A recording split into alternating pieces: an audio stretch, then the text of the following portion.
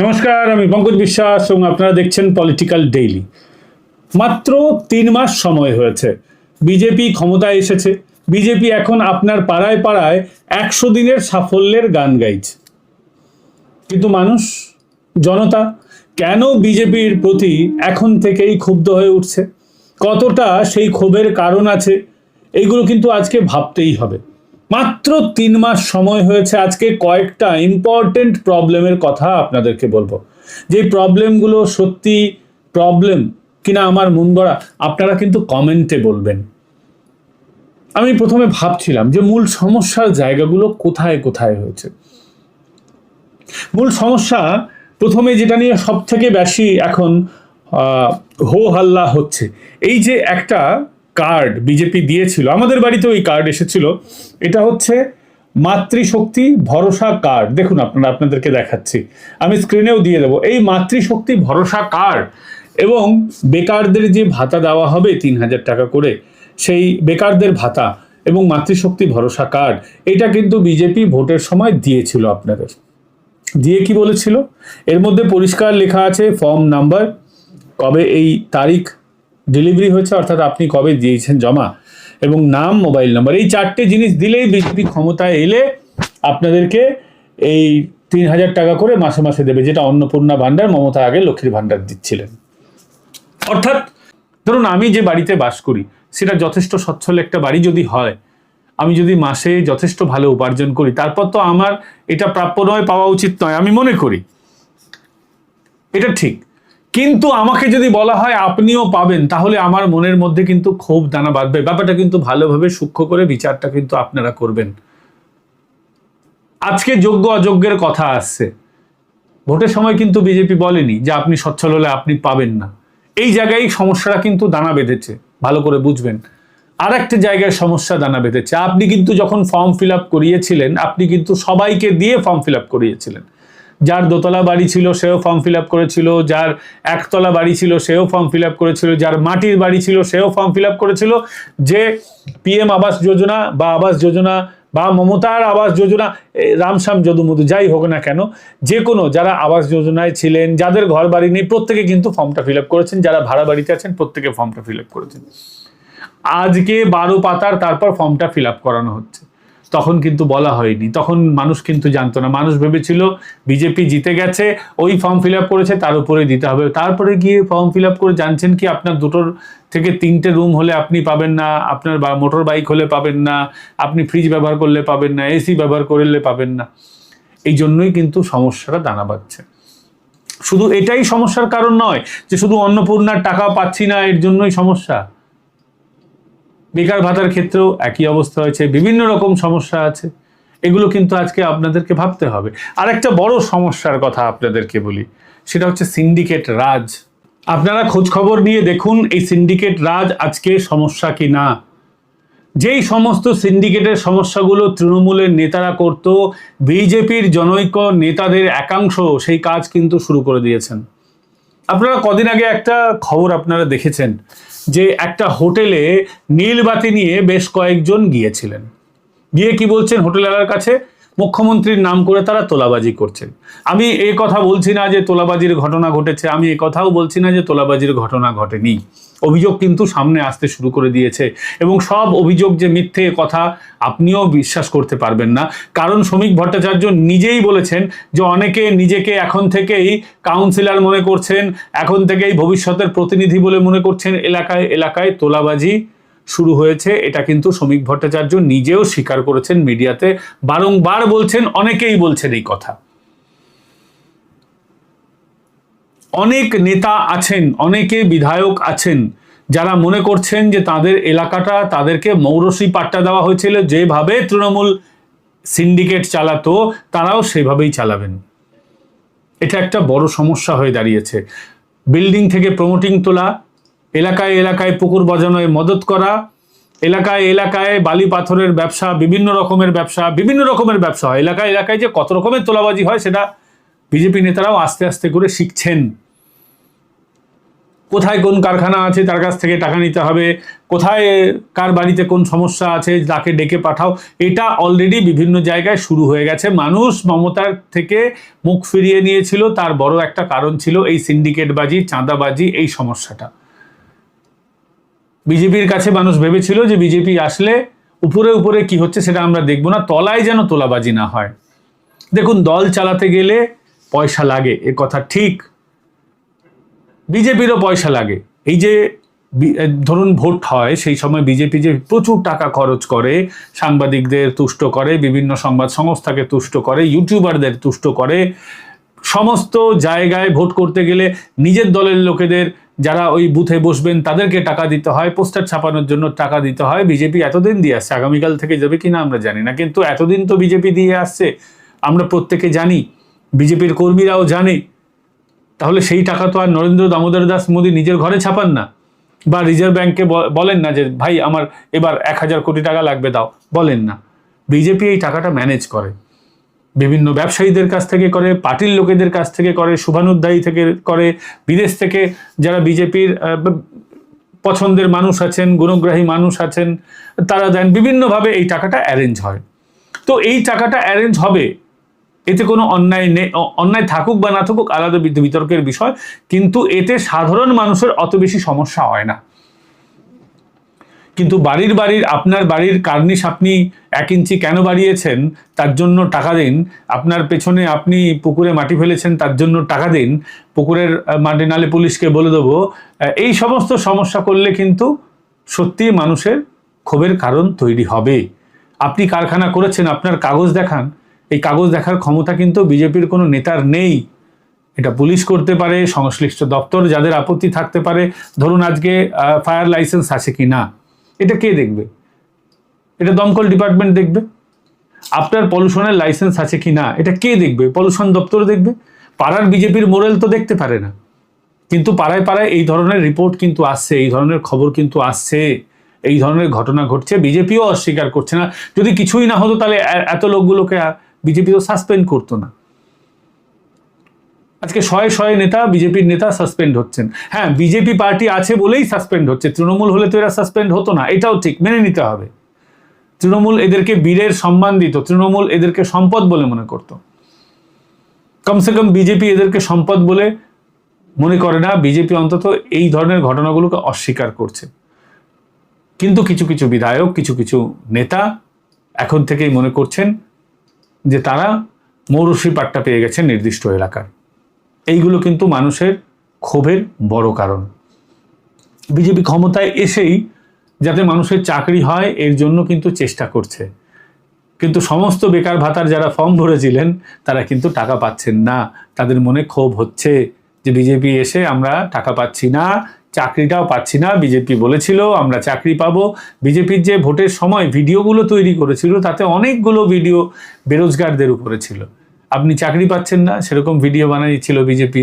আপনার তৃণমূলের সময় যতগুলো চাকরি চুরি গেছে তার উপরে ভিডিও হয়েছিল। তো বিজেপি বেরোজগারদের, যাদের চাকরি হয়নি সেই সমস্ত যুব সমাজের উপরেও কিন্তু একটা তাদেরকে ফোকাস করেছিল।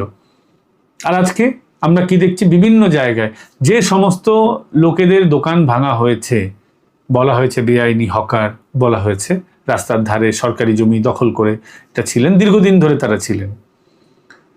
মমতা বন্দ্যোপাধ্যায় এই ধরনের উচ্ছেদ করতেন না, এবং এই সমস্ত লোকেরাও কিন্তু বিজেপিকে ভোট দিয়েছিল।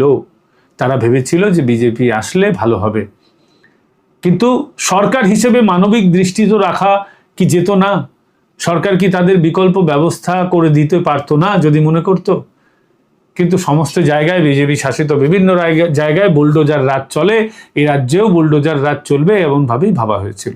তারপর বিভিন্ন রাজনৈতিক দলের প্রতিবাদ করেছে, বিজেপিও বুঝেছে, মুখ্যমন্ত্রী শুভেন্দু অধিকারী বুঝেছেন, তিনিও এই হকার উচ্ছেদগুলোকে এখন অনেকটাই কন্ট্রোল করেছেন যাতে না হয়। এবং শুভেন্দু অধিকারী সরকার করেনি, অনেক ক্ষেত্রে আমরা দেখেছি যে রেল তার জমি ক্লিয়ার করে দিচ্ছে, বা বিভিন্ন কেন্দ্র সরকারি ডিপার্টমেন্ট তারাও ক্লিয়ার করে দিচ্ছে। তো সেই সমস্ত জায়গায় কিন্তু একটা মানুষের মধ্যে কিন্তু ক্ষোভ দানা বাঁধতে শুরু করে দিয়েছে যে আমরা হিন্দু, তো আমরা হিন্দু ভেবে বিজেপিকে ভোট দিয়েছিলাম, আর বিজেপি সরকারে এসে সেটা ভুলে গেছে, এখন শুধুমাত্র প্রশাসনিক দায়িত্বের কথাই বলছে। ভোটের সময় যে কথা বলেছিল আর এখন সরকার যে কথা বলছে, দুটোর মধ্যে কিন্তু ফারাক তৈরি হয়ে যাচ্ছে, যার জন্য কিন্তু আজকে এই সমস্যা, মানুষের ক্ষোভ দেখা দিচ্ছে। আজকে যদি ভোট হয় তাহলে বিজেপির ভোট কমবে বলে অনেকে মনে করছেন। তারা মনে করছেন যে সেই সময় যে উন্মাদনা ছিল আজকে নেই। হ্যাঁ, এটা সত্যি, বিজেপির ভোট হয়তো 1-2-3% কমে যেতে পারে, বা হয়তো 5%ও কমে যেতে পারে।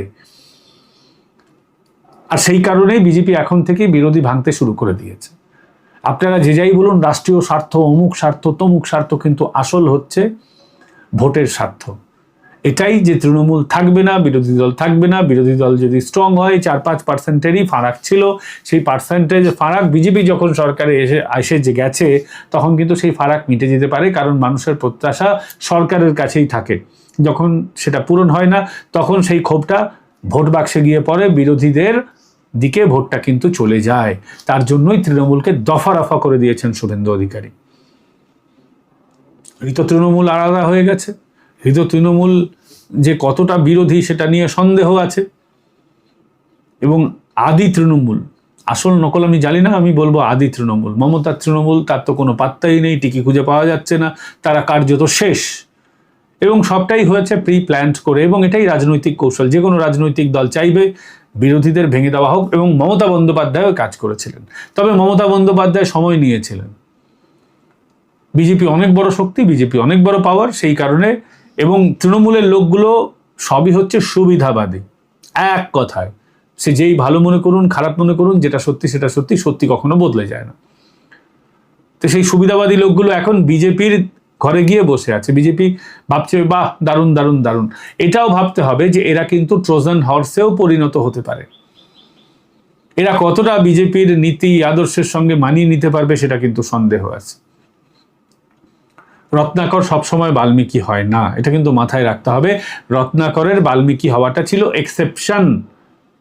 Exception can't be the example. এটা উদাহরণ হতে পারে না, কিন্তু সেটাই প্রচেষ্টা চলছে, আমাদের গুলে খাওয়ানোর চেষ্টা চলছে। এই লোকগুলো ভালো তৃণমূল, এই লোকগুলো ভালো হয়ে গেছে। আমাদেরও বিজেপি যখন বলছে হাততালি বাজিয়ে বলতে হবে বাহ বাহ বাহ, দারুণ, একদম ঠিক, একদম ঠিক। না, এটা ঠিক হচ্ছে না, মানুষ এটাকে ঠিক চোখে দেখছে না, ঠিক হচ্ছে না, ভুল হচ্ছে। নেতাদের রাজনীতি করছেন, সেটা আলাদা জিনিস, কিন্তু মানুষ কিন্তু এটাকে, বেশিরভাগ মানুষ ভালো চোখে দেখছেন না, এটা কিন্তু মেনে নিতে হবে। আর একটা সমস্যা, বড় সমস্যা, সেটা হচ্ছে এই যে হিন্দু হিন্দু বলার পর এখন বিজেপি কতটা হিন্দুত্বের জন্য কাজ করছে সেটাও কিন্তু প্রশ্ন থাকবে। হ্যাঁ, এটা ঠিক, বিজেপি যদি না আসতো তাহলে আমরা কিন্তু ধূলিসাৎ হয়ে যেতাম, আমরা হিন্দুরা ধূলিসাৎ হয়ে যেতে পারতাম। কিন্তু বিজেপি ক্ষমতায় আসার পর হিন্দুদের জন্য কতটা কি করেছে। বহু জায়গায়, আমি বলবো, আপনারা জানেন যে বহু জায়গায় অ্যান্টি কনভার্সন অভিযান চলছে। মানে ধরুন, মুসলমানরা তো কনভার্ট করে, ক্রিশ্চিয়ানরা তো কনভার্ট করে, বিশেষ করে ক্রিশ্চিয়ানরা যে সূক্ষ্মভাবে কনভার্ট করেন, চালের ব্যাগ দিয়ে সাহায্য করে, বিভিন্নভাবে ভুল বুঝিয়ে, সেই কনভার্সনের কাজ কিন্তু এখনো চলছে। সেটা বিজেপির নেতারা কতটা আটকাতে যাচ্ছেন? আদৌ কি আটকাতে যাচ্ছেন? হ্যাঁ, আপনি বলতেই পারেন যে শুভেন্দু অধিকারী একটা বিল আনছেন ইউসিসি, সেখানে সেই বিলটা হয়ে গেলে কনভার্সন রোখা সহজ হবে। শুভেন্দু অধিকারীর দায়, তার কর্তব্য নিয়ে আমরা প্রশ্ন তুলছি না, আমরা বলছি নিচু তলার বিজেপি কর্মীরা তারা কি এই কাজ করছেন? তারা কি কনভার্সন আটকানোর জন্য কত করছেন? এবং বেশ কয়েকটা হিন্দুত্ববাদী সংগঠন, বিশেষ করে আমি নাম নেব সিংহ বাহিনী এবং বিশ্ব হিন্দু পরিষদ, এরা যখন এই কনভার্সন আটকানোর জন্য জায়গায় জায়গায় যাচ্ছেন, অভিযোগ আসছে যে বিজেপির লোকেরাই তাদেরকে বাধা দিচ্ছেন। পুলিশের একাংশের তরফ থেকেও বাধার অভিযোগ আছে, কিন্তু সেই বাধা যখন আসছে, পুলিশ কাজ করছে কি করছে না, এটা কি বিজেপি খেয়াল রাখছে? হিন্দুত্বের কথা ভোটের সময় শুনতে খুব ভালো লাগে, কিন্তু সেটা নিয়ে যখন তারা কাজ করছেন না, অন্য সংস্থা যখন কাজ করছে, তাদেরকেও কেন বাধা দেওয়া হচ্ছে? আজকে এই প্রশ্ন আমরা করব না। এবং আরেকটা বিষয়, বিজেপির নিজের মধ্যে, বিজেপির ঘরোয়া পলিটিক্সের মধ্যে একটা বড় সমস্যা দেখা দিচ্ছে। আরএসএস এর সঙ্গে বিজেপির কিন্তু চরম আকারে লেগে গেছে, চরম আকারে। দুটো সংগঠন আরএসএস নিজের হাতে করে বিজেপি সেই সংগঠনগুলো করে না। একটা হচ্ছে ছাত্র সংগঠন, একটা হচ্ছে শ্রমিক সংগঠন। এই দুটো আরএসএস এর হাতে থাকার কথা। সবসময় শিক্ষা বিষয়টাকে আরএসএস নিজের হাতে রাখে। আপনারা খেয়াল করবেন, কিছুদিন আগে ধর্মেন্দ্র প্রধান, তিনিও সঞ্চয়, ধর্মেন্দ্র প্রধান যখন ইস্তফা দিলেন, কে এলেন?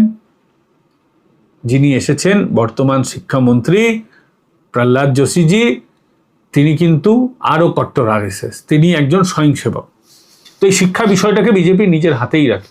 আপনাদেরকে বলে রাখি যে বর্তমানে বিভিন্ন কলেজে কলেজে এই যে গভর্নিং বডি হচ্ছে, সেখানে দেখা যাচ্ছে যে এইটা তো আরএসএস এর হাতে থাকার কথা, মানে এবিভিপির হাতে থাকার কথা, কিন্তু সেখানে দেখা যাচ্ছে যে গভর্নিং বডির মাথায় বসিয়ে দেওয়া হচ্ছে স্থানীয় বিধায়ককে। অর্থাৎ বিজেপি এটাকে কন্ট্রোলে নিয়ে নিচ্ছে। এটা কিন্তু আরএসএস এর কন্ট্রোলে থাকা উচিত ছিল ঘরোয়া পলিটিক্স অনুযায়ী, কিন্তু আরএসএসকে সেটা দেওয়া হচ্ছে না, এবিভিপিকে সেটা দেওয়া হচ্ছে না। আপনাদেরকে বলে রাখি, যারা 80-র দশক থেকে এবিভিপি করছিল তাদের একটি তালিকা তৈরি করেছিল এবিভিপি, যে পুরনো কার্যকর্তাদের এদেরকেই কিন্তু গভর্নিং বডিতে, পরিচালন সমিতিতে রাখা হবে।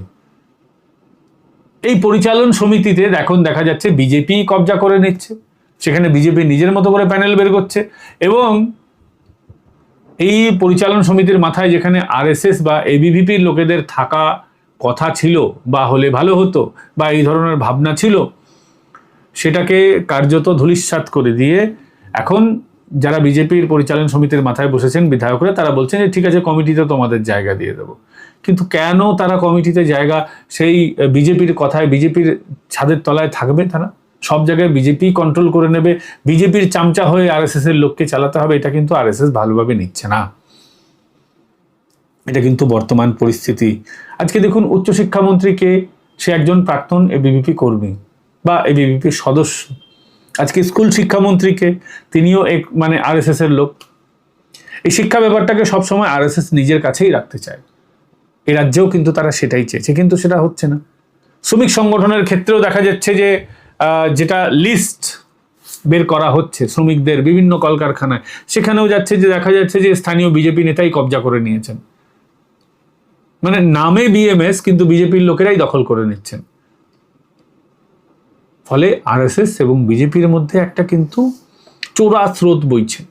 কে স্বীকার করবে, কে অস্বীকার করবে আমরা জানি না, কিন্তু এই এক্সক্লুসিভ নিউজটা, এই জরুরি খবরটা আপনাদেরকে আমি দিলাম। ফলে এতগুলো সমস্যা যদি 100 দিনের মধ্যে তৈরি হয়ে যায়, অ্যান্টি ইনকামবেন্সি এখন থেকে দানা বাঁধে, তাহলে আগামী দিনে শুধুমাত্র বিরোধী নেই বলেই বিজেপি ধেই ধেই করে জিতে যাবে, ভোট বৈতরণী খুব সহজভাবে পার হয়ে যাবে, এটা ভাবার কিন্তু কোনো কারণ নেই। এই বিষয়টা কিন্তু বিজেপির নেতাদের মাথায় রাখতে হবে, তাহলেই কিন্তু তারা দীর্ঘমেয়াদীভাবে সাকসেসফুল হবেন। না হলে কিন্তু একটা আশু বিপদ, বড় বিপদ বিজেপির জন্য অপেক্ষা করছে। এবার বিজেপি এই বিষয়গুলোকে নজর দেবে কিনা, সেটা তো পুরোপুরি বিজেপির ব্যাপার। কিন্তু আপনাদের এই ভিডিও কেমন লাগলো সেটা কমেন্ট করে জানাবেন। ভিডিওটা ভালো লাগলে অবশ্যই লাইক, শেয়ার আর সাবস্ক্রাইব করতে ভুলবেন না, এবং হাইপ বাটন ক্লিক করে দেবেন। দেখবেন কমেন্ট সেকশনের ওখানে হাইপ বাটন থাকে। হাইপ বাটন যত হাইপ পয়েন্ট হবে, এই ভিডিওটা তত বেশি মানুষের মধ্যে ইউটিউব ছড়াতে সুবিধে দেবে, আমাদেরকে বেশি মানুষের কাছে পৌঁছবে। অনেকের কাছে এখন বলছেন যে নোটিফিকেশান আসছে না। আপনাদেরকে বলবো, নোটিফিকেশান যদি না আসে বা ফিডে আপনারা না দেখতে পান, দয়া করে সাবস্ক্রাইব বাটন ক্লিক করে দিন। যদি সাবস্ক্রাইব বাটন ক্লিক করা থাকে, অনেকে কিন্তু বেল আইকনের ক্ষেত্রে অল নোটিফিকেশান অন করে রাখেন না। আপনাদের রিকোয়েস্ট করবো, আপনারা অল নোটিফিকেশান অন করে দিন, তবেই কিন্তু নোটিফিকেশান যাবে। এবং যদি আপনারা মনে করেন যে আগে ভাগে ভিডিও দেখবো, কারণ ভিডিও তৈরি করতে তো অনেক সময় লাগে, তারপর এসিও করতে হয়, অমুক তমুক অনেক কিছু করতে হয়, তাহলে আপনারা কি করবেন, আপনারা জয়েন বাটন ক্লিক করে আমাদের মেম্বার হয়ে যান। জয়েন বাটন ক্লিক করে আমাদের মেম্বার হয়ে গেলে ভিডিও আপনারা একদম আগে ভাগে, র আনকাট আগে ভাগে কিন্তু দেখতে পাবেন। এবং আমাদের এই অর্থনৈতিক কর্মকাণ্ডে একটা বিরাট হিউজ খরচ হয়। আপনারা সেক্ষেত্রে যদি আমাদেরকে একটু সাহায্য করেন, ভালো হয়। সেক্ষেত্রে আপনারা কি করতে পারেন, আপনারা যেটা করতে পারেন, সুপার থ্যাঙ্কস আমাদের পাঠাতে পারেন। Super thanks. বা কিউআর কোড স্ক্যান করেও কিন্তু আমাদের চ্যানেলের উপরে ব্যানার যেটা আছে, চ্যানেল ব্যানার, ওখানে গিয়ে দেখবেন আমাদের ফোন নাম্বার আছে, পাশে কিন্তু কিউআর কোড আছে। ফোনেও আপনারা গুগল পে, ফোনপের মাধ্যমে আমাদের সাহায্য করতে পারেন এবং কিউআর কোডটা স্ক্যান করতে পারেন। ভালো থাকবেন, সুস্থ থাকবেন। আগামীকাল বন্ধু আপনাদের সঙ্গে আবার দেখা হচ্ছে। জয় হিন্দ, বন্দে মাতরম। এতক্ষণ আপনাদের সঙ্গে ছিলাম আমি পঙ্কজ বিশ্বাস এবং আপনারা দেখছেন পলিটিক্যাল ডেইলি। ভালো থাকবেন, আগামীকাল আবার দেখা হচ্ছে। আর হ্যাঁ, যাওয়ার আগে বলে দিই, বেশ কয়েকদিন আমি ভিডিও তৈরি করতে পারিনি। এটা বলা এই কারণেই মনে হলো দরকার যে একটি পারিবারিক সমস্যা ছিল, একটু বিভিন্ন ধরনের সমস্যা ছিল, যার জন্য একটু হয়েছে। না হলে তো আপনি জানেন যে আমরা নিয়মিত আপনাদের জন্য সব সময় ইম্পর্টেন্ট ইস্যুগুলো কিন্তু আপনাদের কাছে একমাত্র পলিটিক্যাল ডেইলি তুলে ধরে, এবং সহজ সরল ভাষায়, কোনো ভনিতা না করে, কোনো নাটকবাজি না করে। যাই হোক, ভালো থাকবেন, সুস্থ থাকবেন। আপনাদের সঙ্গে আবার দেখা হচ্ছে আগামীকাল। নমস্কার।